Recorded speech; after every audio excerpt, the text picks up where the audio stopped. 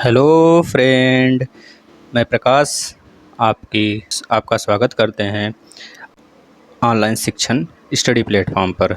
जैसा कि दोस्त आपको पता है कि आपका एग्ज़ाम बहुत ही पास है, एनटीपीसी ग्रुप डी की।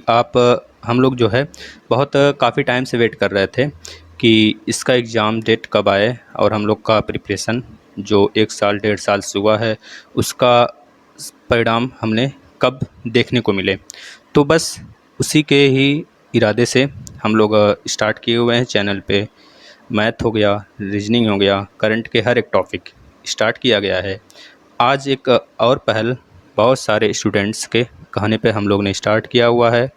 पिछले कई सालों का जो पेपर है उसके कुछ क्वेश्चंस 15-15 के फॉर्म में हम लोग रखे हुए हैं। और यह मत समझिएगा कि केवल 15 क्वेश्चन है। एक क्वेश्चन के साथ आपको करीब 20 से 25 फैक्ट्स मिलेंगे, जिसको आप साथ ही साथ नोट करते हुए कॉपी पे चलेंगे। ठीक है, तो हम लोग स्टार्ट करते हैं। पहला क्वेश्चन आपका बोल रहा है, दूध किसका उदाहरण है। दूध किसका उदाहरण है, तो आप लोग को पता है एक कोलाइडी विलयन होता है, कोलाइड होता है, जिसमें कि एक परिक्षेपण माध्यम होता है, एक परिक्षिप्त माध्यम होता है। जो परिक्षेपण माध्यम होता है उसे विलायक कहते हैं और जो परिक्षिप्त माध्यम होता है उसे विलेय कहते हैं। इसी तरह दूध एक हमारा इमल्सन है। इमल्सन मतलब पायस, यानी कि ऑप्शन नंबर सी यहाँ पे राइट हो जाएगा। अब कुछ चीज़ें हम लोग समझ लेते हैं। जो इमल्सन है, जो हमारा दूध है, वह किस टाइप्स का विलायक है और इसमें विलेय क्या है। तो इतना याद रखिएगा, दूध में विलायक द्रव है और विलेय भी द्रव है। इसमें जो इसलिए इसे पायस इमल्सन कहते हैं। इसका और एग्जांपल्स अगर देखा जाए पायस का, तो आपका दूध हो जाता है, दूध तो खैर है ही, तेल का पानी में विलयन हो गया, तो इस तरह के विलयन इसमें आ जाते हैं। इस तरह और बहुत सारे होते हैं, जैसे कि अगर हम देख लें ठोस का ठोस में विलय, ठोस विलायक के रूप में भी हो और ठोस विलय भी हो, तो इसमें जो कोलाइडी बनेगा हमारा, क्या बनेगा, तो आप लोग जानते हैं ठोस सॉल। क्या बोलते हैं उसे, ठोस सॉल बोलते हैं। इसका एग्जाम्पल होता है रंगीन कीमती रत्न और रंगीन कांच, जो बनाए जाते हैं अलग अलग, हम लोग अपने किचन्स में यूज करते हैं, तो वह सब इसी में आ जाते हैं। ठोस का ठोस में विलय, यानी कि ठोस सॉल में आ जाते हैं। नेक्स्ट अगर देखें तो ठोस द्रव भी इसी के अंदर आ जाते हैं। ठोस और द्रव मतलब ठोस विलायक हो और द्रव विलेय हो, यानी कि ठोस हमारा परिक्षेपण माध्यम हो और द्रव परिक्षिप्त माध्यम हो। तो इस कंडीशन में भी हमारा जो कोलाइडी बनता है उसे बोलते हैं हम लोग जेली। जैसे आप लोग सॉस वगैरह लेते होंगे, टमाटो सॉस हो गया, यह हो गया आपका फलों की जितने भी जेली आती हैं, यह सब हो गया इसमें। और पनीर, मक्खन, दही, ये सब आ जाते हैं आपकी किसमें, तब बोलेंगे ठोस और द्रव, यानी कि जेली माध्यम में, जेली कोलाइडी में। इसी तरह आपका नेक्स्ट आ जाता है ठोस का गैस में विलय। ठोस का गैस मतलब कि ठोस अगर विलायक है और विलय क्या है हमारा, गैस है, तो उस कंडीशन में जो बनता है उसे बोलते हैं ठोस फेन, FEN, ठोस फेन बोलते हैं। अब इसका एग्जाम्पल देख लें तो बताते हैं इसका एग्जाम्पल क्या हो जाएगा, नमक का बेंजीन में कोलाइडी विलयन। अगर पूछा जाए बेंजीन का फार्मूला क्या होगा, तो आप लोग बताएंगे C6H6। चलिए अब नेक्स्ट क्वेश्चन की तरफ बढ़ा जाए, क्योंकि इतने फैक्ट अगर आप लोग नोट करते हैं तो इसके साथ आपका 20 से 25 क्वेश्चन तैयार होता चलेगा। चलिए दोस्त नेक्स्ट क्वेश्चन पे देखते हैं। अब इस नेक्स्ट क्वेश्चन पे आप लोग बताएंगे, आमतौर पर भारत के प्रधानमंत्री किसके सदस्य होते हैं। आपकी पॉलिटी भी बिल्कुल बेसिक से स्टार्ट है। चैनल पे आप लोग आइए और अपना अहम रोल दीजिए और अच्छे से स्टडी करिए। ठीक है दोस्त, तो बताइए इस क्वेश्चन का आंसर, आमतौर पर भारत के प्रधानमंत्री किसके सदस्य होते हैं। तो बताएंगे आमतौर पर जो भारत के प्रधानमंत्री होते हैं वो लोकसभा के ही सदस्य होते हैं, लेकिन अगर देखा जाए तो ये लोकसभा से भी और राज्यसभा से भी, मतलब दोनों सदन से ये चुने जा सकते हैं। इसमें अगर देखा जाए जो राज्यसभा से पहले हमारे PM कौन आए थे चुनकर, मतलब कि पहले PM कौन बने थे राज्यसभा से, तो आप लोग याद रखेंगे उनका नाम था HD देव गौड़ा। 1996 में पहली बार राज्यसभा से प्राइम मिनिस्टर बनने वाले कौन PM हैं, तो आप बताएंगे HD देव गौड़ा। अगर पूछा जाए राज्यसभा में मिनिमम एज लिमिट कितनी होती है PM बनने की, तो आप बताएंगे 30 साल होता है। और यही अगर लोकसभा में देखा जाए तो बताएंगे 25 साल होता है, 25 ईयर्स। ठीक है, अगर देखा जाए राज्यसभा में मैक्सिमम सीट कितनी है, तो आप बताएंगे 250 सीट है। और लोकसभा में मैक्सिमम सीट कितनी है तो आप बताएंगे 552 सीटें हैं। ठीक है दोस्त। अब इसके आगे अगर देखा जाए, अगर मैक्सिमम एज की बात कर ली जाए, तो मिनिमम एज की बात कर लिए हम लोग, अगर मैक्सिमम एज देखा जाए प्राइम मिनिस्टर का कितना होता है बनने का, तो बोल देंगे नो लिमिट, लिमिट नहीं है कोई, चाहे वह 80 साल का बुढ़ा भी बन जाए। मतलब कि आप लोग जानते होंगे हमारे जो सबसे यंगेस्ट प्राइम मिनिस्टर, आपको पता होगा राजीव गांधी। राजीव गांधी सबसे यंगेस्ट प्राइम मिनिस्टर हैं जिनको शूट कर दिया गया 1992-91 में, उनको शूट किया गया था। ठीक है, उसका कुछ कारण अलग है, उसको हम लोग डिटेल से पढ़ेंगे किसी दिन। और जो सबसे ओल्डेस्ट, जो सबसे बूढ़े प्राइम मिनिस्टर हैं इंडिया में बने थे, उनका नाम आप लोग को पता होगा, 1978 में वह उनका नाम था। आप लोग इनका नाम कमेंट करेंगे। अच्छा, में एक आप लोग के इसका छोड़ देते हैं, बताइएगा आप। आपको बता देते हैं, हिंट दे देते हैं, यह 1978 से 78 में चुने गए थे। इसी समय जो आपके अटल बिहारी वाजपेयी जी हैं वह वित्त मंत्री रहे थे, इतना ध्यान रखिएगा। इसी के बाद आपका एक तरह से और समझ लीजिए, इनको ही, जो यह पीएम थे, जो सबसे ओल्डेस्ट पीएम थे, इनको ही बोला जाता है गैर कांग्रेसी। अब अगर हिंट से समझ में आ गया हो तो आप लोग बता सकते हैं, इस क्वेश्चन का आंसर कमेंट कर सकते हैं। ठीक है दोस्त, चलिए नेक्स्ट चलते हैं, तीसरे क्वेश्चन पे चलते हैं हम लोग। तीसरा क्वेश्चन क्या है आपका, विश्व स्वास्थ्य संगठन का मुख्यालय कहाँ स्थित है? तो आप लोग को पता होगा कि इस समय बहुत ज़्यादा चर्चा में है WHO, तो यहाँ से बहुत सारे क्वेश्चन बनने के आशा हैं, बहुत सारे बनेंगे, बहुत सारे एग्जाम्स में, अलग अलग एग्जाम में, तो आप लोग को पता रहना चाहिए। WHO का पहले फुल फॉर्म देख लेते हैं, क्या होता है? World Health Organization. क्या हो जाता है दोस्त? वर्ल्ड हेल्थ ऑर्गेनाइजेशन, WHO का फुल फॉर्म हो जाता है। अब इसका अगर देखा जाए, आपका इस संगठन का हेडक्वार्टर कहाँ पे है, तो आप बता देंगे इस संगठन का हेडक्वार्टर जेनेवा में है। ठीक है दोस्त। और WHO का फाउंडेशन कब हुआ था, फॉर्मेशन कब हुआ था, तो बताएंगे 7 अप्रैल 1948 को। ठीक है। इसमें 61 देश यानी 61 देश इसके मेंबर हैं। इसके हेड का नाम क्या है? टेड्रोस एडोनॉम। यह अफ्रीका की एक कंट्री है, इट्रिया, वहाँ के यह है, वहीं के यह हैं जो इसके हेड हैं WHO के, इसको याद रखेंगे। और एक चीज़ याद कर लेते हैं हम लोग थोड़ा, जिनेवा में बहुत सारे हेडक्वार्टर हैं, तो इस तरह आप लोग याद रखिएगा। ILO मतलब कि इंटरनेशनल लेबर ऑर्गेनाइजेशंस का भी हेडक्वार्टर कहाँ पे है, तो बताएंगे जिनेवा में है। इसी तरह आपका WTO मतलब वर्ल्ड ट्रेड ऑर्गेनाइजेशन, इसका भी हेडक्वार्टर कहाँ पे है, तो आप लोग बताएंगे जिनेवा में ही है, जिनेवा में ही है। इसके बाद अगर पहला ऑप्शन जो है आपका वियना में देख लेते हैं, तो वियना में भी एक हेडक्वार्टर है जो कि मोस्ट इम्पॉर्टेंट संगठन है, उसको याद रखिएगा, ओपेक। ठीक है। ओपेक में 13 कंट्री आती हैं, जिसमें पेट्रोलियम वगैरह को लेके इसमें 13 कंट्री ऐसी कंट्री हैं जो कि इक्वेटर के आसपास की कंट्री आ जाती हैं इसके पास, इसमें शामिल हैं इक्वेटर के आसपास वाली कंट्री, 13 कंट्री, जैसे कि आपका UAE हो गया, ठीक है, आपका यमन हो गया, ये सब कंट्री। और आपका देखा जाए उधर क्या बोलते हैं, साउथ अमेरिका में आपका पड़ जाता है ब्राज़ील। ठीक है, यह सब कंट्री इसमें आ जाते हैं। इस तरह 13 कंट्री हैं। किसी दिन हम संगठन के बारे में बात कर लेंगे। वैसे अगर आप लोग अगर नए हैं तो चैनल को सब्सक्राइब कर लीजिए और शेयर कर दीजिए अगर वीडियो आपको अच्छा लग रहा है तो, और आपको फैक्ट अच्छे लग रहे हैं तो आप इसको नोट करते चलें। और बाकी टॉपिक वाइज करंट अफेयर आप लोग को पढ़ना है तो आप लोग आइए प्लेलिस्ट में, उसमें टॉपिक वाइज आप लोग देखिए। ठीक है दोस्तों, चलिए आगे चलते हैं। नेक्स्ट चौथा क्वेश्चन देखते हैं, मोस्ट इम्पॉर्टेंट चौथा क्वेश्चन। ये आपका पिछली बार जो आपका लोको पायलट हुआ था उसमें भी पूछा गया था, और SSC के बहुत सारे एग्जाम्स में पूछा गया है, ये स्टेट PSC के भी एग्ज़ाम में पूछा गया है। आप लोग चेक कर सकते हैं इस सब चीज़ों को, अगर प्रीवियस ईयर पेपर आपने सॉल्व किया है तो। ठीक है दोस्तों, चलिए हम लोग देखते हैं इस चौथा क्वेश्चन क्या पूछ रहा है। किस देश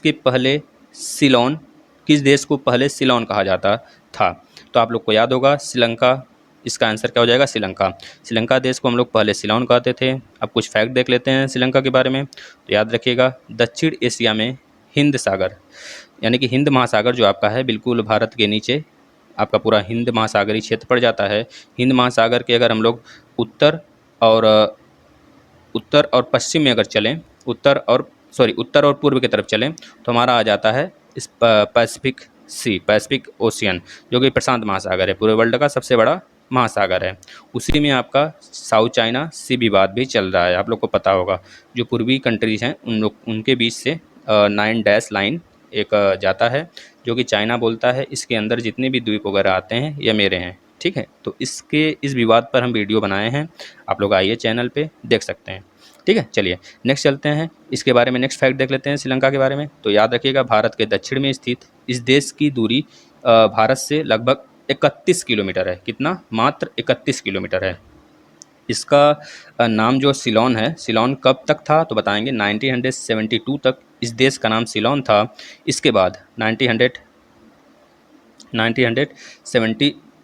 1972 में पहली बार इसको 1972 के बाद इसे दोस्त इसे बदल दिया गया लंका में, केवल लंका नाम से जाना गया इसे। लेकिन बाद में 1978 में इसके आगे श्री लगा दिया गया है, मतलब कि 1978 के बाद इसका अब नाम क्या हो गया श्रीलंका।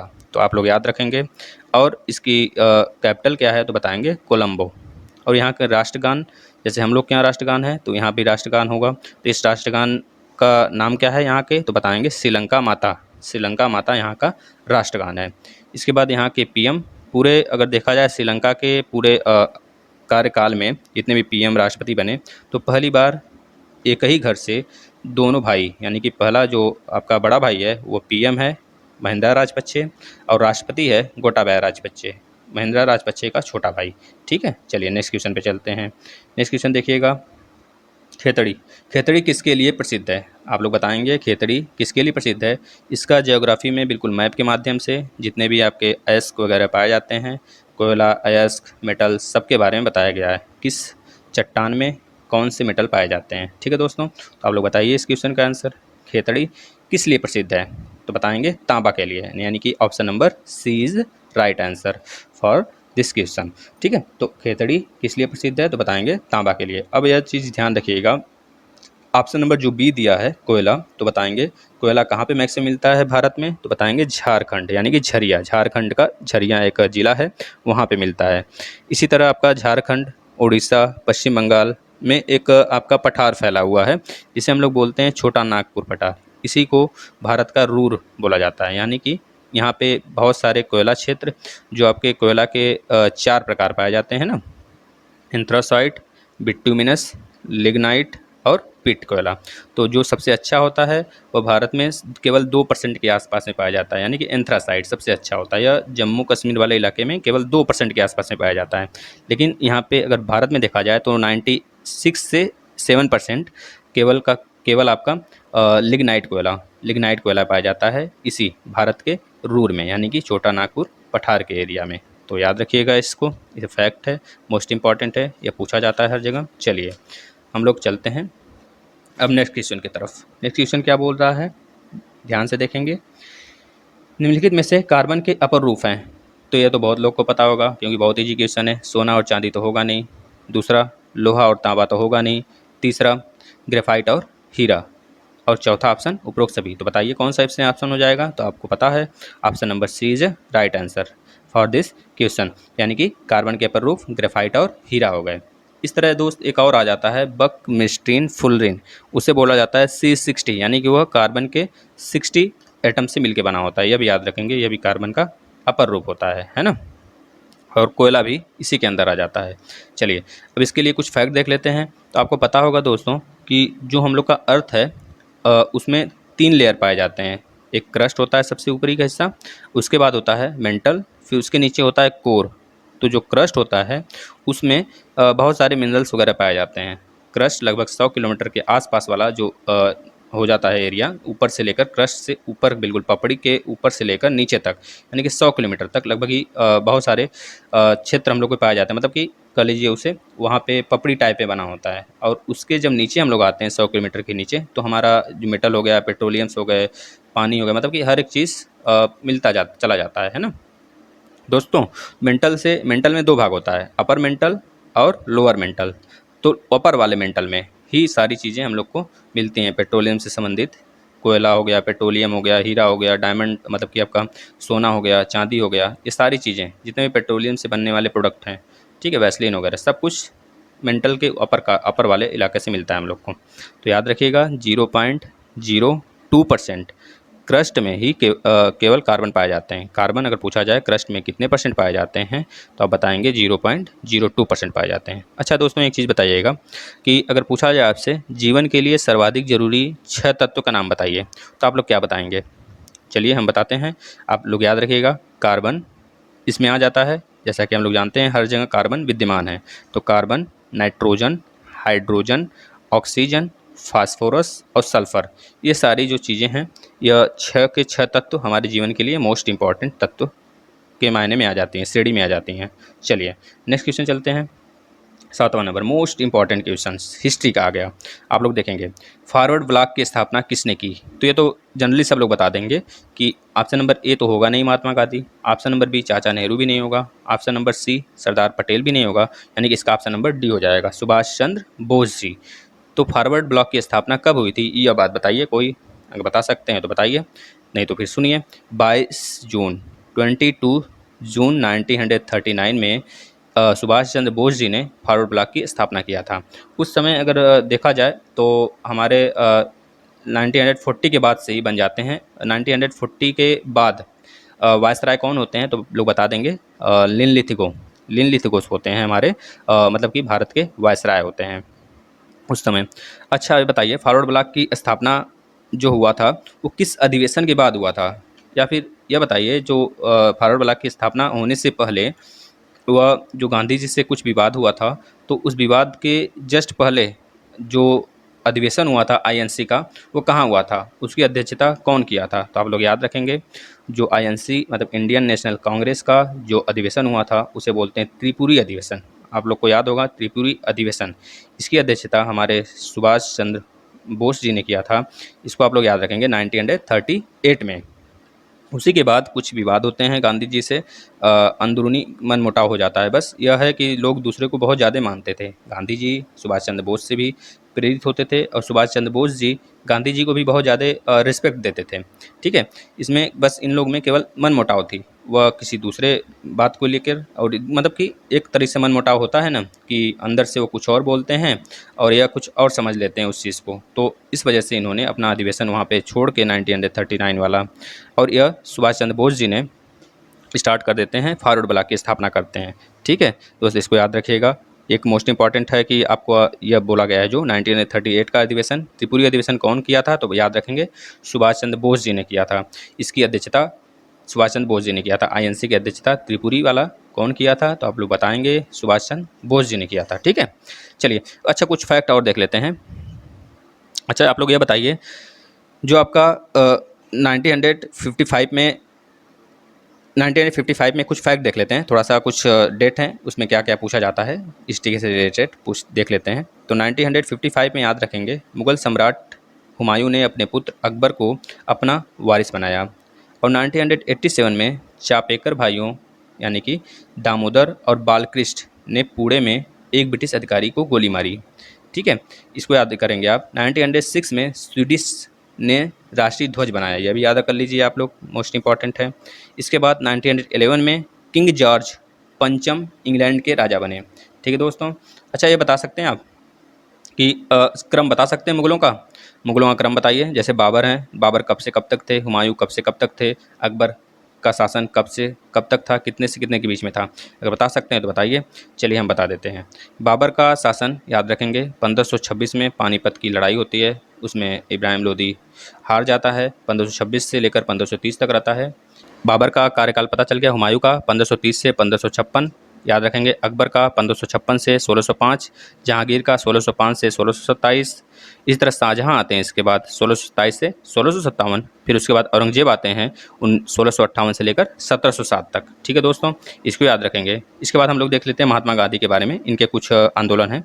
पहला आंदोलन इनका 1917 में चंपारण आंदोलन, आप लोग को पता होगा। फिर दूसरा आंदोलन 1918 में अहमदाबाद मिल मजदूर आंदोलन, ये भी पता होगा। फिर उसके बाद आ जाता है इनका अहमदाबाद के बाद जैसे खिलाफत आंदोलन और असहयोग आंदोलन, ये दोनों 1920 में ही होता है, आप लोग इसको याद रखेंगे। फिर उसके बाद 1930 में नमक सत्याग्रह, सविनय अवज्ञा आंदोलन। फिर लास्ट में सबसे बड़ा जो होता है आंदोलन इनका, करो या मरो का नारा जो देते हैं 1942 में। ठीक है दोस्तों, चलिए नेक्स्ट चलते हैं। Mean camp. दोस्तों अगर मज़ा आ रहा है तो आप लोग उसको शेयर करिए, क्योंकि पढ़ने का स्टाइल यही है, क्योंकि ज़्यादा से ज़्यादा हम लोग क्वेश्चन अगर फैक्ट जानेंगे तभी मज़ा आएगा पढ़ने में। मीन कैंप, मीन कैंप किसकी आत्मकथा है? तो इसमें बस डायरेक्ट याद रखिए, मीन कैंप एडोल्फ हिटलर की आत्मकथा है। एडोल्फ हिटलर जर्मनी का शासक था, जो कि सेकेंड वर्ल्ड वार में इसको थोड़ा सा, सेकेंड वर्ल्ड वार या पहला तो जो फर्स्ट वर्ल्ड वार होता है जीतता है, और द्वितीय वर्ल्ड वार जो होता है हार जाता है ना। यह हमारा धुरी राष्ट्र के अंतर्गत आता है, ठीक है। मित्र राष्ट्र में जैसे कि आपका रूस आ गया, और आपका ब्रिटेन, यूएसए मित्र राष्ट्र में आ जाते हैं। तो मित्र राष्ट्र वर्सेस धुरी राष्ट्र, सेकेंड वर्ल्ड वार और फर्स्ट वर्ल्ड वार दोनों हुआ था। चलिए नेक्स्ट चलते हैं, 9वां देखते हैं, मौर्यकाल। मौर्यकाल में गुड़ पुरुष, गुड़ पुरुष कौन थे? तो बस इसका डायरेक्ट आप लोग याद रखेंगे, गुप्तचर। वहाँ के जो गुप्तचर होते थे उन्हें गुड़ पुरुष के नाम से जाना जाता था। पुरोहित हो नहीं सकते, पुरोहित तो वहाँ पूजा पाठ करते थे। जैन मुनि हो नहीं सकते, जैन मुनि में आप लोग याद रखेंगे जैन धर्म, जैन धर्म में 24 तीर्थंकर हुआ करते थे। इसके बाद बौद्ध भिक्षु, ठीक है, तो यह भी नहीं होगा, इसका आंसर क्या हो जाएगा? ए। चलिए नेक्स्ट चलते हैं, निम्नलिखित में से, नेक्स्ट क्वेश्चन देखिए 10वां क्वेश्चन, निम्नलिखित में से कौन संयुक्त राष्ट्र सुरक्षा परिषद का स्थायी सदस्य नहीं है? तो हम एक स्टार्टिंग से बताते हैं आप लोग को। संयुक्त राष्ट्र स्थायी सदस्य में कितने बोला जाता है, कितने सदस्य होते हैं, कितने स्थायी सदस्य होते हैं? तो आप लोग बताएंगे। इसमें तो अगर सदस्य देखा जाए तो 15 सदस्य होते हैं, जिसमें कि 5 अस्थायी सदस्य होते हैं और 10 अस्थायी सदस्य होते हैं। जो 5 अस्थायी सदस्य होते हैं उसमें अमेरिका, रूस, ब्रिटेन, फ्रांस और चीन आ जाता है, ठीक है दोस्तों। मतलब कि फ्रांस, रूस, चीन इसमें तो है, लेकिन भारत इसमें पाँचों में नहीं है, तो इसका मतलब इसका आंसर क्या हो जाएगा? 10वें का answer A is a right answer इसका। भारत इसका स्थायी सदस्य नहीं है। लेकिन याद रखिएगा 2021 के लिए, 2021 से 22-23, क्योंकि जो अस्थायी सदस्य होते हैं वो 10 होते हैं और 5 अस्थायी सदस्य होते हैं, मिला के टोटल जो सदस्य होते हैं 15 सदस्य होते हैं। तो 15 में 5 तो अस्थायी हो गए, परमानेंट हो गए, और जो 10 होते हैं वो हर 2 साल के लिए चुने जाते हैं। अलग अलग वोटिंग होता है उसमें यूएन में, जिसको ज़्यादा वोट मिलता है उसको अस्थायी सदस्य के रूप में, अस्थायी सदस्य के रूप में मान्यता दे दी जाती है 2 साल के लिए। तो आप लोग याद रखेंगे, भारत 2021 से 2023 के लिए चुना गया है, ठीक है दोस्तों। अच्छा ये बताइए यूएन का लैंग्वेज क्या है? कितने लैंग्वेज बोले जाते हैं यूनाइटेड नेशन में? तो आप लोग बताएंगे 6 लैंग्वेज, 6 भाषाएं बोली जाती हैं। चीनी, रसियन, अरबी, स्पेनिश, अंग्रेजी, फ्रेंच। अंग्रेजी और फ्रेंच जो है इसमें ऑफिशियल लैंग्वेज है, ठीक है दोस्तों। चलिए URL, नेक्स्ट क्वेश्चन, URL का फुल फॉर्म बताइए आप लोग। URL तो याद रखेंगे, डायरेक्ट यहाँ से क्वेश्चन आता है, यूनिफॉर्म रिसोर्स लोकेटर। यह भी क्वेश्चन पूछा गया है ग्रुप डी में, NTPC में, आप लोग याद रखेंगे। नेक्स्ट, अब यहाँ से बताइए, बहुत मोस्ट इंपॉर्टेंट क्वेश्चन है, आप लोग याद रखेंगे इसको। रणथंभौर बाघ अभयारण्य किस राज्य में स्थित है? तो आप लोग याद रखेंगे, रणथंभौर बाघ अभयारण्य गुजरात में नहीं है, पहला ऑप्शन नहीं होगा। बी मध्य प्रदेश नहीं होगा। सी अभी छोड़ते हैं, डी देखते हैं, डी में होगा कि नहीं? डी भी नहीं होगा। तो याद रखिए इसका आंसर सी हो जाएगा, यानी कि रणथंभौर बाघ अभयारण्य किस राज्य में है? तो बताएंगे राजस्थान राज्य में। तो अब राजस्थान से कुछ हम लोग और देख लेते हैं, जैसे कि Keoladeo, Sariska wild life sanctuary. इसके बाद राजस्थान में एक सांबर लेक भी है, जो कि खारे पानी की सबसे बड़ी लेक मानी जाती है। इसके बाद मध्य प्रदेश की बात कर लेते हैं, बी ऑप्शन। तो मध्य प्रदेश में आप लोग याद रखिएगा, मध्य प्रदेश में पन्ना, पेंच, माधव, बांधव, मतलब इस तरह के सारे, मतलब कि देखा जाए तो पूरे भारत में जो कि भारत का क्षेत्र है उसमें सबसे ज़्यादा अंडमान निकोबार के बाद दूसरे नंबर पर मध्य प्रदेश में ही सारे आपके अभ्यारण्य वगैरह यह सब पाए जाते हैं, ठीक है दोस्तों। चलिए हम लोग बात कर लेते हैं गुजरात का। गुजरात में याद रखिएगा गिर नेशनल पार्क, ठीक है, गिर नेशनल पार्क यहीं पे है गुजरात में। जम्मू कश्मीर में आप लोग याद रखेंगे, आपको पता होगा जम्मू कश्मीर में, जम्मू कश्मीर विभाजित हो गया है लद्दाख और जम्मू कश्मीर में। मतलब कि पहले 5 अगस्त 2019 में, 5 अगस्त 2019 में एक एक्ट के द्वारा इसे 2 यूटी बना दिया गया। तो आप लोग इसको याद रखिएगा, जम्मू कश्मीर लद्दाख में व्यक्त हो गया। लद्दाख और जम्मू एक यूटी में, दोनों एक यूटी बना दिए गए दोनों राज्य से, ठीक है दोस्तों। चलिए नेक्स्ट देखते हैं। अच्छा एक दिस और बताइएगा, जम्मू कश्मीर में कितने ज़िले थे? तो बताएंगे 22 ज़िले थे। इस समय फ़िलहाल में 20 ज़िले हमारे जम्मू कश्मीर के अंदर आ जाते हैं और 2 ज़िले लद्दाख के अंदर चले गए, ठीक है दोस्तों। चलिए मोस्ट इंपॉर्टेंट क्वेश्चन, वित्त आयोग। वित्त आयोग अपनी रिपोर्ट किसे सौंपता है? तो ऑप्शन नंबर ए वित्त मंत्री को, ऑप्शन नंबर बी योजना आयोग को, ऑप्शन नंबर सी संसद को, ऑप्शन नंबर डी राष्ट्रपति को। तो आप लोग बताएंगे इसमें से कौन सा सही है? तो याद रखिएगा जो वित्त आयोग होता है वो अपना जो रिपोर्ट होता है वो राष्ट्रपति को सौंपता है। किसको सौंपता है दोस्त? राष्ट्रपति को। Option number D is right answer. तो याद रखेंगे। अब आप हम लोग ऊपर से बात करते हैं। पहला वित्त मंत्री। वित्त मंत्री आपको पता है वित्त मंत्री आपके इस समय कौन है? कमेंट करेंगे। ठीक है दोस्तों, कमेंट करिएगा। आंसर में ऑप्शन क्वेश्चन नंबर 13 लिखकर आप लोग बताइएगा इसका आंसर वित्त मंत्री इसमें कौन है। ठीक है दोस्तों, चलिए। योजना आयोग। योजना आयोग आपको पता होगा कि 1950 में इसकी स्थापना हुई। योजना आयोग के पहले अध्यक्ष या फिर कह लीजिए योजना आयोग के अध्यक्ष जो होते हैं वो भारत के पीएम होते हैं। ठीक है, योजना आयोग के पहले अध्यक्ष हमारे पहले प्राइम मिनिस्टर जवाहरलाल नेहरू जी थे। यह हर 5 साल के लिए बनाया जाता है इसमें। ठीक है दोस्तों, अब देखा जाए तो योजना आयोग की जगह नीति आयोग आया है। नीति आयोग कब बना तो बताएंगे 1 जनवरी 2015 से यह लागू हो गया भारत में। ठीक है दोस्तों, चलिए हम लोग नेक्स्ट क्वेश्चन की तरफ चलते हैं। Next 14 second last question. अब बताएंगे 1857 के विद्रोह के दौरान मुगल सम्राट कौन था? तो आप लोग को पता होगा।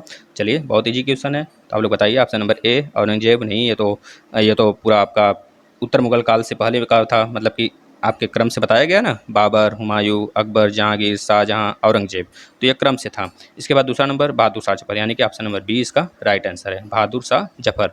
बहादुर शाह जफर भारत का लास्ट मुगल शासक रहता है। इसको जो है अंग्रेजी जो उस समय आपके अगर देखा जाए भारत के लास्ट गवर्नर कौन थे, लास्ट गवर्नर जनरल भारत के कौन थे, तो आप बताएंगे लॉर्ड कैनिंग। ठीक है, लॉर्ड कैनिंग था। और वही वही पहला वायसराय बनता है भारत का, लॉर्ड कैनिंग। ठीक है दोस्तों, तो उन्होंने बहादुर शाह जफर को निर्वासित कर दिया, अपने देश से निर्वासित करके रंगून भेज दिया। रंगून कहाँ पे पड़ता है तो आप लोग को पता होगा, रंगून म्यांमार में पड़ता है। ठीक है, म्यांमार का कैपिटल त्यांग पिटाओ। तो याद रखेंगे म्यांमार का कैपिटल क्या है? त्यांग पिटाओ। म्यांमार से इस समय बहुत ज़्यादा देख रहे हैं कि रोहिंग्या मुसलमान भारत की तरफ आ रहे हैं, तो आप लोग याद रखिएगा, यह भी पूछा जा सकता है रोहिंग्या मुसलमान कहाँ के स्थायी निवासी हैं, तो आप लोग बताएंगे कहाँ के? म्यांमार के। ठीक है दोस्तों, चलिए नेक्स्ट एंड लास्ट क्वेश्चन, बहुत ईजी क्वेश्चन है इस बार। 15वां नंबर देखिएगा। 15 नंबर का क्वेश्चन है, परमाणु का तरबूज मॉडल किसने प्रतिपादित किया था? दोस्तों, आपकी जो साइंस है बहुत बेसिक से भी स्टार्ट होगी, आप लोग बिल्कुल भी चिंता नहीं करिए। ज्योग्राफी, पॉलिटिक्स, मैथ, रीजनिंग बिल्कुल बेसिक से स्टार्ट है, वो आप लोग देखिए। करंट अफेयर रोज़ सुबह 7 बजे आती है, उसको देखेंगे आप लोग। और उसके बाद मंथली वाइज, जैसे अभी जनवरी का डाला गया है चैनल पे, उसको आप लोग देखेंगे। और अगर अच्छा लगेगा तो शेयर भी करेंगे दोस्तों, क्योंकि आप लोग शेयर करेंगे तभी और बच्चों का फ़ायदा हो सकता है ना। चलिए पहले इस क्वेश्चन का आंसर बता दीजिए। तो परमाणु का तरबूज मॉडल किसने प्रतिपादित किया था? Niels Bohr. नहीं, बताइए सही है कि नहीं। Option number B John Dalton, option number C Stephen Hawkins, option number D J Thomson, यानी कि इसका आंसर क्या हो जाएगा? Option number D is right answer. अब यहाँ पे कुछ चीज़ें बात कर लेते हैं। जैसे कि आपको पता होगा जो परमाणु होता है वह 3 एलिमेंट्स मिलके बने होते हैं परमाणु, प्रोटॉन, न्यूट्रॉन, इलेक्ट्रॉन। प्रोटॉन का अगर देखा जाए मास कितना होता है, क्योंकि बहुत सारे एग्जाम में पूछा जाएगा, आपको पता है एनटीपीसी में भी पूछा जा सकता है, रेलवे ग्रुप डी में भी पूछा जा सकता है। तो बताएंगे प्रोटॉन का मास कितना होता है, तो बता देंगे 1.672 इंटू 10⁻⁻27। इस पर आवेश कितना होता है प्रोटॉन पर, तो बताएंगे 1.6 इंटू 10⁻⁻19। प्रोटॉन की खोज किसने किया था, तो बताएंगे गोल्ड स्टीन ने। अब न्यूट्रॉन की बात करते हैं। न्यूट्रॉन पर मास कितना होता है, तो 1.675 10⁻⁻27। आवेश कितना होता है, तो बता देंगे न्यूट्रल होता है, या आवेश रहित होता है। ठीक है, इस पर आवेश 0 होता है। इसकी खोजकर्ता न्यूट्रॉन के, तो बताएंगे चैडविक। अब आ जाते हैं इलेक्ट्रॉन की बात करते हैं। इलेक्ट्रॉन पर मास कितना होता है, तो बताएंगे 9.108 इंटू 10⁻31। फिर आवेश की बात कर लेते हैं। इलेक्ट्रॉन पर आवेश कितना होता है, बताएंगे -1.6 इंटू 10⁻⁻19। ठीक है, अब खोजकर्ता बताइए, इलेक्ट्रॉन की खोजकर्ता किसने खोज कौन किया था, तो बता देंगे जे थॉमसन। ठीक है दोस्तों, तो आज के लिए अगर क्वेश्चन आपको अच्छा लगा हो, क्योंकि ये क्वेश्चन आपके एग्जाम में पूछे गए हैं, अगर अच्छा लगा हो तो आप लोग शेयर करिए ज़्यादा से ज़्यादा, और सब्सक्राइब करिए दोस्तों। सब्सक्राइब करेंगे तब जाके हमें थोड़ा सा मोटिवेशन मिलेगा, और हम लोग और इसी तरह वीडियोज़ बनाते रहेंगे। आपका यह पहला सेट है, आप लोग अच्छे से इसको तैयार रखिए, क्योंकि यहाँ से बहुत ज़्यादा क्वेश्चन पूछे जाने वाले हैं। और चैनल पे जितने भी आपके वीडियो प्रोवाइड हो रहे हैं सब आप लोग देखिए, तब जाकर कुछ फ़ायदा होगा दोस्तों, क्योंकि एग्ज़ाम बहुत निकट है। कब एग्ज़ाम की घड़ी बीत जाएगी आप लोग को पता नहीं चलेगा। ठीक है दोस्तों, तो आज के लिए धन्यवाद।